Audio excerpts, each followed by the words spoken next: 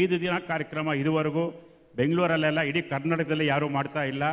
ನಾವು ಆಧ್ಯಾತ್ಮಿಕ ವೇದಿಕೆಯವರು ನೀವು ಎಲ್ಲ ಸೇರಿ ಮಾಡ್ತಾ ಇದ್ದೀವಿ 5 ದಿನದ ಕಾರ್ಯಕ್ರಮನ.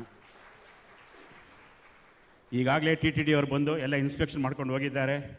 ಇನ್ನೊಂದು 2 ತಿಂಗಳಲ್ಲಿ ಅದು ಆರಂಭ ಆಗುತ್ತೆ. ಈ ಟೀಮನ್ನು ನಡೆಸ್ಕೊಡೋರು ಯಾರು ಅಂದರೆ ಇದಕ್ಕೆ ಒಬ್ಬ ಚತುರವಂತ ವ್ಯಕ್ತಿ ಬೇಕು. ಅವರನ್ನು ಇವತ್ತು ವೇದಿಕೆ ಮೇಲೆ ಕರೀತಾ ಇದ್ದೀನಿ. ತುಂಬ ಸಂಘ ಸಂಸ್ಥೆಗಳಲ್ಲಿದ್ದಾರೆ. Shri ಕಂದಲ Subbaraju gar.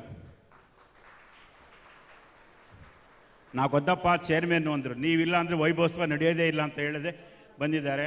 Vice chairman ಆದಂಥ ಶ್ರೀ ನಾಗರಾಜ್ ವೈಸ್ತಾನಿಯವರು. ನಮ್ಮಿಬ್ಬರ ಜೊತೆ ಇನ್ನೊಬ್ಬ ರಥಸಾರಥಿ ಇರಬೇಕು, ಶ್ರೀ ಬಾಲಚಂದರ್ ಸರ್ ಅವರು. ಇನ್ನೂ ತುಂಬ ಜನ ಇದ್ದಾರೆ. ಅವ್ರು ಇವತ್ತು ಬಂದಿಲ್ಲ, ಅವ್ರು ಬಂದಾಗ ಪರಿಚಯ ಮಾಡಿಕೊಡ್ತೀನಿ. ಶ್ರೀಮತಿ ವರಲಕ್ಷ್ಮಿ ಅವರಿದ್ದಾರೆ. ವರಲಕ್ಷ್ಮಿ ರವಿಕುಮಾರ್ ಅವರು. ಅವ್ರದ್ದು ಅಂಬಾರಿ ಕನ್ವೆನ್ಷನ್ ಸೆಂಟರ್ ಇದೆ ಬನ್ನೇರುಘಟ್ಟ ರೋಡಲ್ಲಿ. ನೀವು ಯಾವುದೇ ಕಾರ್ಯಕ್ರಮ ಮಾಡಿ ನಾನು ಫ್ರೀಯಾಗಿ ಕೊಡ್ತೀನಿ, 5 ಲಕ್ಷ ಆಗುತ್ತೆ ಪರ್ ಡೇ, ನಾನು ಫ್ರೀಯಾಗಿ ಕೊಡ್ತೀನಿ ಅಂತ ಹೇಳಿದ್ದಾರೆ ವರಲಕ್ಷ್ಮಿ ಅವರು. ಮತ್ತು ಡಾಕ್ಟರ್ ಮಮತಾ ದೇವರಾಜ್ ಅವರಿದ್ದಾರೆ. ಬಿ ಸೋಮಶೇಖರ್ ಇದ್ದಾರೆ.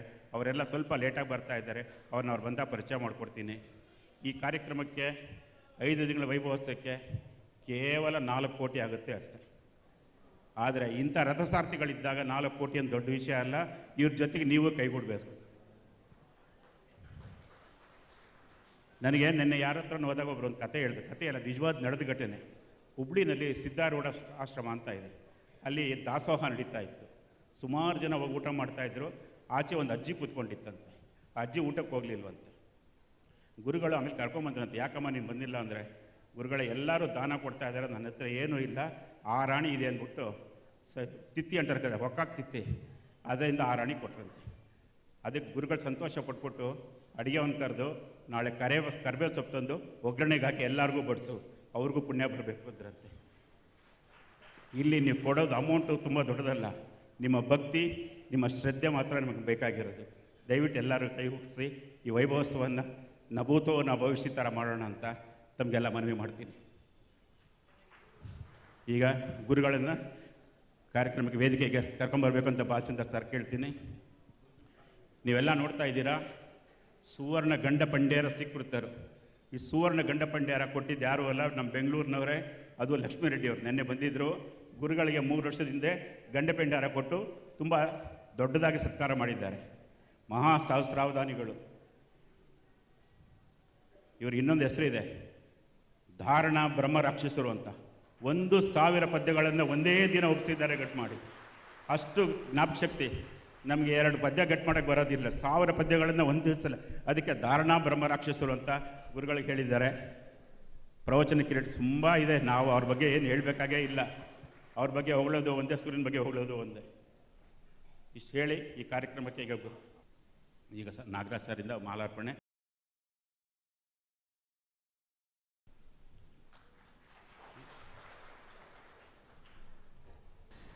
బెంగళూరులోని వాసవి కన్వెన్షన్ సెంటర్లో జరుగుతున్న కార్యశాసకుడు హనుమంతుడు అనే ప్రవచనంలో 2వ రోజు ప్రవచనానికి మీకు అందరికీ హృదయపూర్వకంగా స్వాగతం పలుకుతున్నాను. మాతృదేవోభవ. ఏదో భావము చుట్టివేసి కనులెంతే నీరు గ్రమించడిన్. ఏదో భావము చుట్టివేసి కనులెంతే నీరు గ్రమించడిన్. నాదం దివ్య తపఃప్రభావమ ఇదే నా పూర్వపుణ్యమ్మ. అమ్మా, ఏదో భావము చుట్టివేసి కనులెంతే నీరు గ్రమించడిన్. నాదం దివ్య తపఃప్రభావమ ఇదే నా పూర్వపుణ్యమ్మ. నేను ఏదేనొక్క కవిత్వ భావమున నిన్నెంతేని వర్ణింప. నేను ఏదేనొక్క కవిత్వ భావమున నిన్నెంతేని వర్ణింప.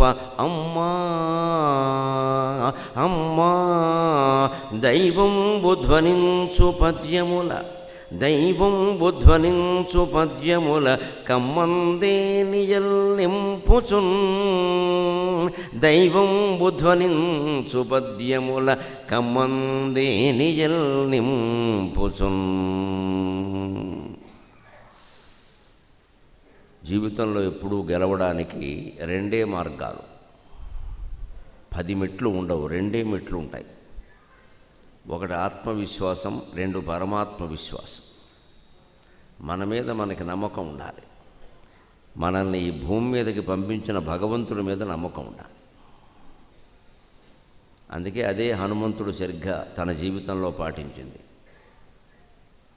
కర్తవ్యం అంటే మన మీద మన నమ్మకంతో మనం చేసే పని.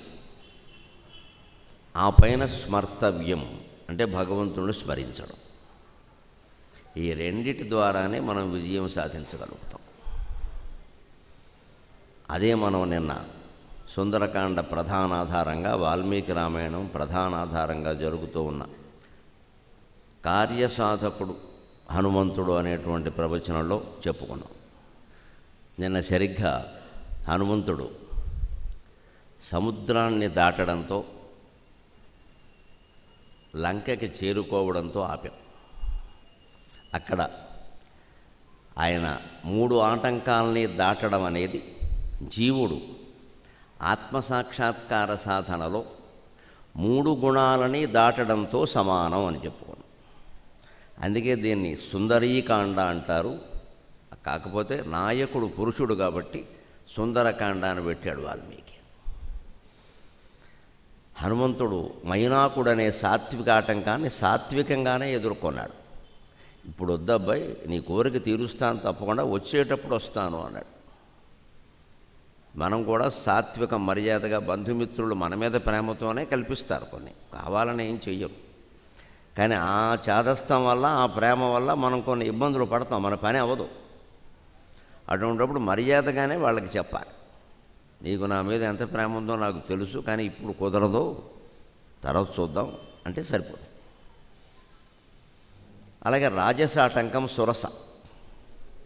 100 అడుగులు, 200 అడుగులు, 300 అడుగులు, 600 అడుగులు, ఇదంతా అదే. దాన్ని ఆయన రాజసంగానే ఎదుర్కొన్నాడు. ఎప్పుడో రాజసము, రాజకీయము పోటీలు పడడం ఎంతవరకు అంటే, స్వార్థం కోసం పోటీలు పడకూడదు, దేశం కోసం పోటీ పడాలి, దేశ సేవ కోసం పోటీ పడాలి. మనం కూడా దేశాన్ని అవినీతిమయం, కల్మషమయం చేస్తున్న వాళ్ళతో పోటీ పడాలి. ఎందుకంటే వాళ్ళు 24 గంటలు శ్రమపడి దేశాన్ని నాశనం చేస్తుంటే మనం 2 గంటలైనా శ్రమపడి దేశాన్ని నిలబెట్టుకోకపోతే అలాగా? అందుకు పోటీ పడాలి. విపరీతంగా అవినీతిని పెంచేసి, కులకక్షలు పెంచేసి, పార్టీ కక్షలు పెంచేసి, ఏ రాష్ట్రానికి ఆ రాష్ట్రం ఓ ప్రాంతీయ పార్టీ పెట్టేసి, కుటుంబ పార్టీలు, కులాహంకార పార్టీలు పెట్టేసి, అసలు ఈ దేశం ఏమిటంటే ఏమిటో చెప్పలేని పరిస్థితిలోకి వెళ్ళిపోయామే. ఈ స్థితి నుంచి మళ్ళీ దేశాన్ని రక్షించాలన్నా మనం పోటీ పడాలి.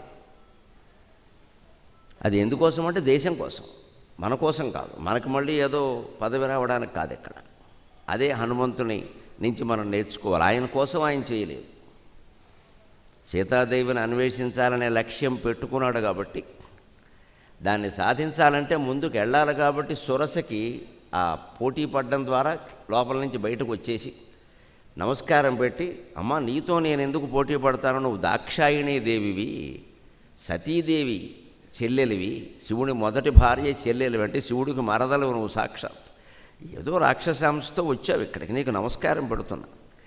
గమిష్యే యత్ర వైదేహి సత్యం చాసి ద్వారం దవా, అమ్మవారిని చూడడానికి ఎడుతున్నాను, అంతకంటే ఏం లేదు నాకు. అంటే రూపాయికారి అర్థం ఏంటంటే, ఒకవేళ సమయం ఉంటే నీ సంగతి తేల్చేవాడిని అనే, సమయం లేక వదిలిపెడుతున్నానని సున్నితంగా హెచ్చరిక చేశాడు ఆయన.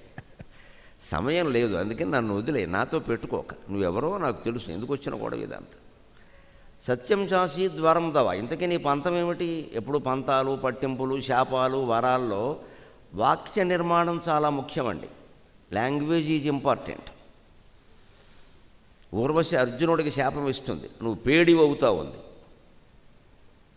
ఆయన ధర్మానికి కట్టుబడిన పాపానికి, నువ్వు నాకు తల్లితో సమానం, మా తండ్రికి ప్రియురాలివి, నువ్వు భార్యవో ప్రియురాలవో మీరిద్దరూ తేల్చుకోండి, నాకు అనవసరం, కానీ నా తండ్రితో లైంగిక సంబంధం ఉన్న ప్రియురాలు నాకు తల్లి కింద లెక్క, నా జోలికి రాకమ్మా అన్నాడు ఆయన. ఈ అన్న పాపానికి ఊర్వశి శపించింది. నేను అడిగితే కాదంటావా?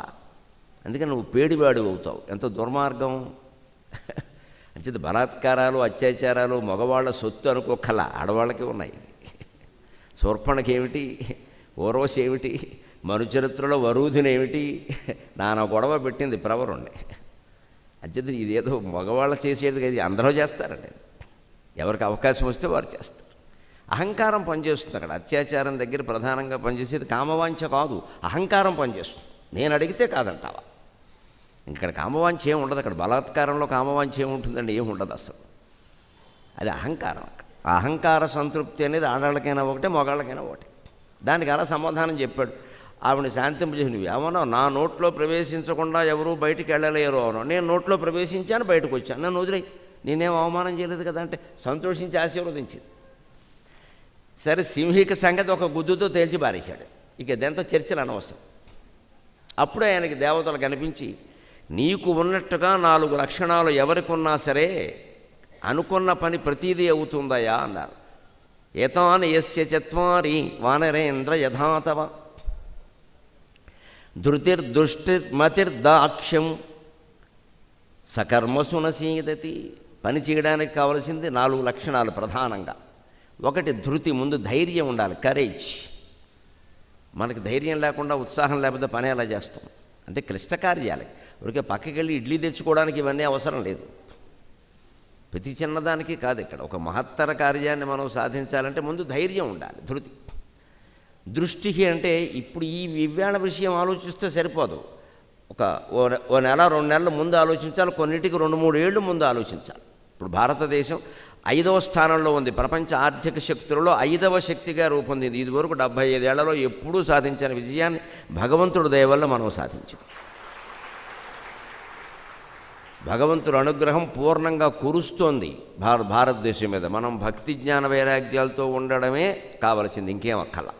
మనం ఎవరి స్థానాల్లో వారు ఉండి ఎవరి పని వారు చేస్తే చాలు. ఏమీ ప్రభుత్వానికి సాయం చేయక్కల్లా, ఏం చేయక్కల్లా. మన పని మనం చేస్తే చాలు. ఇంట్లో ఉండేవాళ్ళు ఇంట్లో, బయట ఉండేవాళ్ళు బయట, ఎవరి పని వాళ్ళు సక్రమంగా చేస్తే చాలు. ఈవేళ పత్రికలో నేను చదివిన వార్త మీతో ఆనందాన్ని పంచుకుంటున్నా. ప్రధానమంత్రి 2029 నాటికి 3వ ఆర్థిక శక్తిగా రూపొందుతుంది అంటే స్టేట్ బ్యాంక్ ఆఫ్ ఇండియా వాళ్ళు చాలా స్పష్టంగా అంత అవసరం లేదు, 2027 నాటికే చేరుకోబోతోంది అని చెప్పారు. ఆయన ప్రకటించిన దానికి ఇంకా 2 ఏళ్ల ముందే చేరుకుంటుంది ఖచ్చితంగా. ఎలాగంటే మన జనాభా మనకి వరం. ఏదైనా వరమా శాపమా అనేది జీవితంలో ఎవరు నిర్ణయిస్తారు అంటే పరిస్థితులు ఒక రకంగా ఉంటాయి. కానీ మన బుద్ధిని బట్టి వరాన్ని శాపం చేయొచ్చు, శాపాన్ని వరం చేయొచ్చు. ఇందాక చెప్పిన ఉదాహరణలో అర్జునుడు శాపాన్ని వరం చేసుకున్నాడు. ఆవిడ పేడవుతామని చెప్పింది. తర్వాత ఇంద్రుడు వచ్చాడు. ఇంత నిజాయితీగా ఉండేవాళ్ళని భూలోకంలో చూస్తామయ్యా, మా స్వర్గలోకంలో ఎవడికి ఇది లేదన్నాడు. అప్సరసలను అందరూ వాడేసుకుంటారు. తల్లి తండ్రి లేదు, కొడుకు లేదు.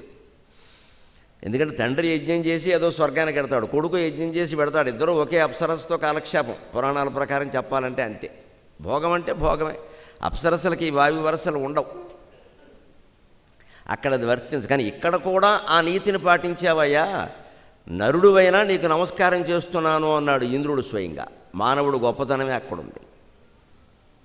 అందుకే ఇంద్రుడు కరుణించి ఆయన శాపాన్ని వరంగా మార్చాడు. నీకు ఊర్వశి ఏమంది? పేడి అవుతా ఉంది. విత్ ఎఫెక్ట్ ఫ్రమ్ అని ఉంటుంది. ఏ నోటీస్కైనా WEF అని చెప్పాలిగా. ఆఫీసు నుంచి నోటీస్ ఏదైనా ఇస్తే విత్ ఎఫెక్ట్ ఫ్రమ్ అని ఉంటుంది, WEF అని ఉంటుంది. అంటే విత్ ఎఫెక్ట్ ఫ్రమ్ అని ఉండాలి కదా. ఎప్పటి నుంచి పనిచేస్తుందంటే ఆవిడేం అనలేదు, నేను చెబుతున్నాను. 1 ఏడాది మాత్రమే పనిచేస్తుంది, నేను చెబుతున్నాను, నువ్వు ఎప్పుడు అనుకుంటే అప్పుడు పనిచేస్తున్నాడు. మంచిది. అది అజ్ఞాతవాసంలో అది వరమైంది.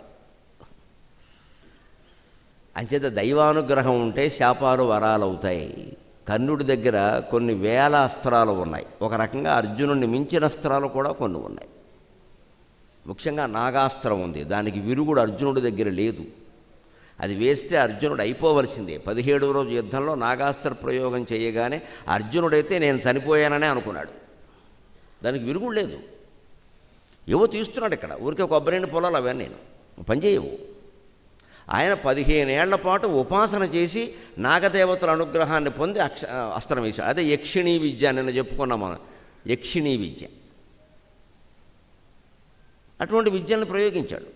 పరమాత్మ విద్య ముందు లలితా పరాభట్టారి యొక్క శక్తి ముందు ఈ ఊరికి ఈ కూరగాయలు, ఆనపకాయలు, బీరకాయలు పనిచేయండి. అమ్మవారి యొక్క శక్తి ముందు ఇవన్నీ క్షుద్రశక్తులు. ఇవన్నీ ఈ వాయుదేవుడి శక్తి, అగ్నిదేవుడి శక్తి, ఏదో యక్షుడి శక్తి, ఇవన్నీ చిన్న చిన్న విషయాలు. నాగదేవత శక్తి ఇవేం పనిచేయవు, కానీ కొంతవరకు పనిచేస్తాయి. బాబు దానికి ఉంది కానిస్టేబులే. ఆయన పైన ఎస్ఐ ఉంటాడు, ఆయన పైన సిఐ ఉంటాడు, ఆయన పైన ఏఎస్పీ ఉంటాడు, డిఎస్పీ ఉంటాడు, రాష్ట్రానికి డీజీపీ ఉంటాడు. డీజీపీ గారి మీద కానిస్టేబుల్ పనిచేస్తాడా? అంతే లెక్క. అమ్మవారంటే మొత్తం 14 భువనానికి డీజీపీ, ఇంక మాట్లాడడానికి వీల్లేదు. ఇంక అంతకంటే అధికారి ఎవరు లేరు. అంచేత లలితా సహస్ర పారాయణ నిత్యం చేస్తూ అమ్మవారిని నమ్ముకున్న వాళ్ళకి ఏ గ్రహస్థితి దోషాలు ఏమీ చేయలేవు. అంతా శుభమే జరుగుతుంది, అంతా శుభమే జరుగుతుంది. దాన్ని అర్థవంతంగా పారాయణ చేయండి అని చెబుతున్నా. పారాయణ ముగియగానే రోజు 10 నామాలు అర్థం తెలుసుకోవాలి, అది కూడా పారాయణలో భాగమే అని పెట్టుకోండి. 100 రోజులు అయ్యేసరికి మీరు అర్థంతో సహా చేస్తారు. ఏడాది అయ్యేసరికి 3 సార్లు అర్థంతో సహా ఆవృత్తి అయింది. ఎందుకు రాదమ్మా? ఎందుకు ఆసక్తి కలగదు? మనకి మనస్సు లగ్నం ఎందుకు కాదంటే అర్థం తెలియదు కాబట్టి. అర్థం తెలిస్తే అనుభూతి ఉంటుంది. అలాగ వరాల శాపాలే. కర్ణుడికి అన్నీ ఉన్నా కూడా, అస్త్రాలన్నీ ఉన్నా కూడా దైవానుగ్రహం లేదు. కృష్ణుడు అటువైపు లేడు. ఆయనకి ఏ దేవుడి యందు గొప్ప భక్తి ఉన్నట్టుగా భారతంలో ఎక్కడా లేదు. కృష్ణుడు కాకపోతే శివుడు, ఎవరో ఒకరిని ఆరాధించలేదు. ధర్మరాజు సూర్యోపాసకుడు, భీముడు చంద్రోపాసకుడు, అర్జునుడు శివోపాసకుడు, నకుల సహదేవులు ఇద్దరు వారికి తల్లిదండ్రుల రూపమైనటువంటి అశ్వినీ దేవతల ఉపాసకులు. అశ్వినీ దేవతలు సౌందర్యానికి ప్రతినిధులు, శాస్త్రజ్ఞానానికి ప్రతినిధులు. అందుకే సౌందర్యం నకులుడికి వచ్చింది, శాస్త్రజ్ఞానం సహదేవుడికి వచ్చింది. ధర్మశాస్త్రంలో, నీతి శాస్త్రంలో, వైద్య శాస్త్రంలో సహదేవుడు చాలా గొప్పవాడు, అది అశ్వినీ దేవతల వల్ల వచ్చింది. అందంలో అశ్వినీ దేవతలు చాలా గొప్పవాళ్ళు, అది నకులుడికి వచ్చింది. పాండవులు అందరిలోనూ అందమైన వాడు ఎవరు ఉంటే నకులుడు అని మనం చెప్పడం కాదు, అందాల పోటీలు పెట్టిన వాళ్ళు చెప్పడం కాదు, ద్రౌపది చెప్పింది కాబట్టి నమ్మాల్సిందే. ద్రౌపది చెప్పింది మొహమాటం లేకుండా, నకులుడే అందమైన వాడు, మిగిలిన వాళ్ళంతా తర్వాత ఏం చెప్పి. ఆ సామర్థ్యం ఆయనకి ఎక్కడి నుంచి వచ్చింది, ఆ గొప్పతనం ఎక్కడి నుంచి వచ్చింది అంటే అశ్వినీ దేవతల అనుగ్రహం వల్ల వచ్చింది. అందుకని ఇప్పటికి కూడా ఒక రహస్యం నాకు తెలిసి చెబుతాను. అనవసరంగా బ్యూటీ క్లినిక్లకి సొమ్ము పాడు చేసుకోకండి. అశ్వినీ దేవతలకు చాలా ఇష్టమైన తిథి విధియ. శుక్లపక్షంలో ఒక విధి వస్తుంది, కృష్ణపక్షంలో ఒక విధి వస్తుంది. వ్యాసభారతం అరణ్య పర్వంలో ఈ మధ్యనే చదివా, మీకు చెప్పేస్తున్నాను, ఉపయోగపడుతుంది. నాకు అవసరం లేదు దాంతో. నెలకు 2 విధియలు వస్తాయి. నెలకు 2 విధియలు చెప్పిన ప్రతి విధియ నాడు అన్నం మానేసి కేవలం పిండి, పూర్వకాలం ఆడవాళ్ళు పెద్దవాళ్ళు తినేవాళ్ళు పిండి అని, ఉప్పుడు పిండి. అదే పొద్దున్న మధ్యాహ్నం అన్నం సమయంలో ఇంత, రాత్రి అన్నం సమయంలో ఇంత తిని 1 గ్లాసు పాలు దాగి పడుకుని అశ్వినీ దేవతాభ్యాం నమః, అశ్వినీ దేవతాభ్యాం నమః, అశ్వినీ దేవతాభ్యాం నమః అని పొద్దున్న 108 సార్లు, సాయంత్రం 108 సార్లు జపం చేస్తే అలాగ 1 సంవత్సరం అంతా 24 విధియలు చేసినట్టయితే మన్మధుళ్ళ ఉంటారు, తిరుగులేదని చెప్పి. ఓపుకుంటే ప్రయత్నం చేసుకోండి, నాకు ఆ ఉద్దేశము లేదు, అవసరము లేదు. ఉపాయాలు ఉన్నాయి, మంత్రాల ప్రకారం కూడా, శాస్త్రాల ప్రకారం కూడా ఉపాయం. ఇంత బోహో తగలబెట్టక్కర్లేదు. ఇక్కడ వేలు అయిపోతున్నాయి. ఇంటి బడ్జెట్లో సౌందర్యం అనేది ఒక ప్రధాన బడ్జెట్. ఇదివరకు ఆడాళ్ళకు ఉండేది ఈ జబ్బు, కర్మ కొద్దీ ఇప్పుడు మగాళ్ళకు కూడా వచ్చేసింది.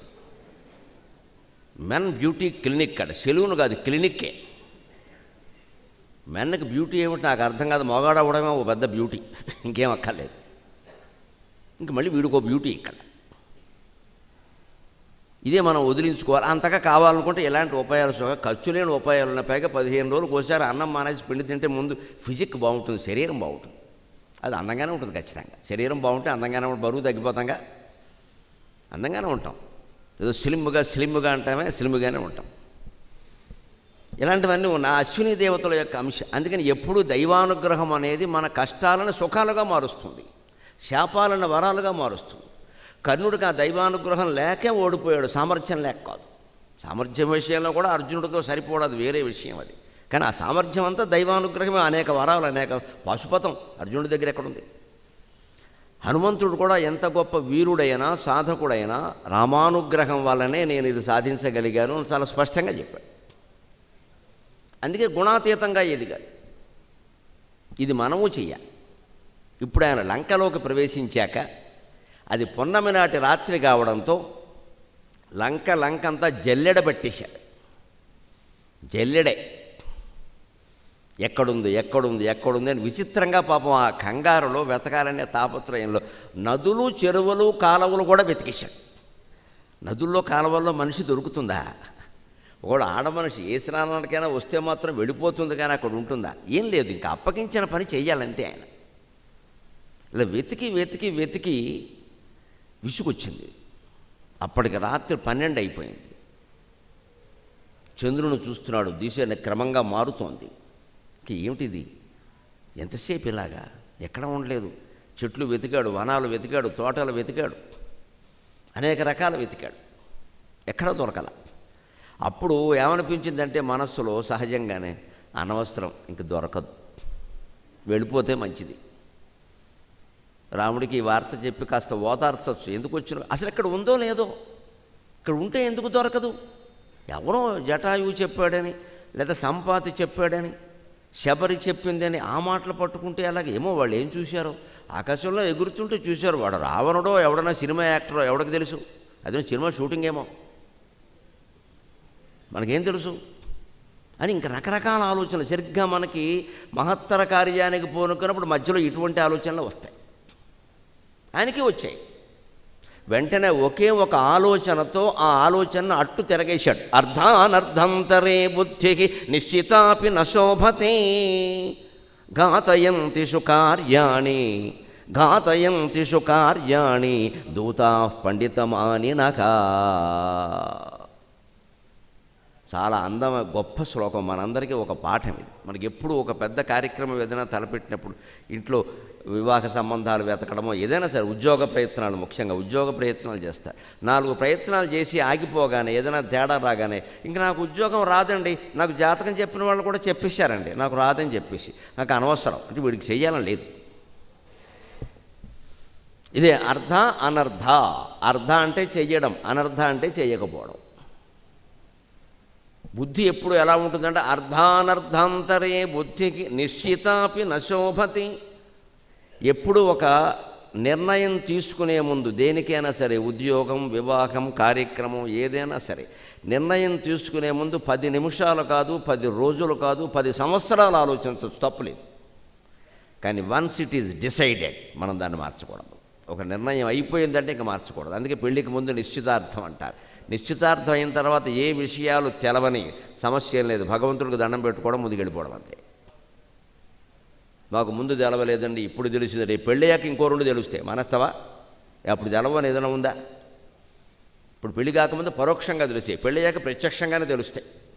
అయ్యో ఇలాంటిది అనుకోలేదు, ఇలాంటి వాడు అనుకోలేదు, ఇంకెలాంటి వాడైనా అనవసరం, అది గంతకు తగ్గ బొంత, నోరు మూసుకో, అది భగవాన్ నిర్ణయం. అలా ఉంటేనే సంబంధాలు నిలబడతాయి. లేకపోతే ప్రతి మనిషిలో లోపాలు 90 ఏళ్ళు వచ్చిన వాళ్ళు కూడా కనపడుతూనే ఉంటాయి. ఇక్కడ పళ్ళు ఊడిపోయాయి మా ఆయనకు, కానీ ఇన్ని పళ్ళు ఊడిపోతాయి అనుకోలేదు అంటే ఎన్ని పళ్ళు ఊడిపోతాయో లెక్క ఉంటుంది. ఏమిటి, ఏదో ఒకటి ఉంటూనే ఉంటుంది. ఇక్కడ పెళ్లి కాకముందు సన్నగా ఉండేది మా ఆవిడ, ఇప్పుడు లావ్ అయింది, అవుతుంది, ఏం చేస్తావు? లావ్ అయితే వదిలేస్తావా? ఏవో ఉంటాయి మార్పులు, శారీరకంగా, మానసికంగా కూడా ఉంటాయి. పొరపాటు అభిప్రాయాలు కలవడం అంటారు, ఎందుకంటే మూర్ఖత్వం ఇంకోటి లేదు. అభిప్రాయం అనే మాటకి సంస్కృతంలో అర్థం తరచు మారిపోయేది అని అర్థం. ప్రాయం అంటే తరచు, ఫ్రీక్వెంట్లీ అని అర్థం. అంటే అభిప్రాయం అంటేనే మారిపోతుంది. నువ్వు మారిపోయేదాన్ని పట్టుకుని మారలేదంటావేమిటి, అర్థం లేకుండా. చలిగాలి ఎంతసేపు ఉంటుంది, వేడిగాలి వచ్చే వరకు ఉంటుంది, వేడిగాలి ఎంతసేపు ఉంటుంది, మళ్ళీ వాన కురిసే వరకు ఉంటుంది, అంతే. గాలెంతో మనస్సు అంతే, మనస్సులోనే ఆలోచనలు. ఎవరి అభిప్రాయాలు స్థిరంగా శాశ్వతంగా ఉండవు. మా అభిప్రాయాలు కలిసాయి అనుకో కాబట్టి చేసుకున్నాం అన్నంత అమాయకత్వం ఇంకోటి. అది మూర్ఖత్వం అనకూడదు, కానీ అమాయకత్వం. అది ఖచ్చితంగా గోతులో పడతారు. అభిప్రాయాలు కలవాల్సిన పని లేదు. మనిషి మోసగాడు కాకుండా ఉంటే చాలు, ధర్మానికి కట్టుబడి ఉండేవాడైతే చాలు. తన ఆస్తులు, అంతస్తులు, ఉద్యోగాలు వీటి మీద ఆధారపడి ఇప్పుడు పెళ్ళిళ్ళు చేసుకుంటున్నారు. ప్రేమ పెళ్ళిళ్ళు కూడా అలాగే జరుగుతున్నాయి. అందుకే నిలబడ్డం లేదు.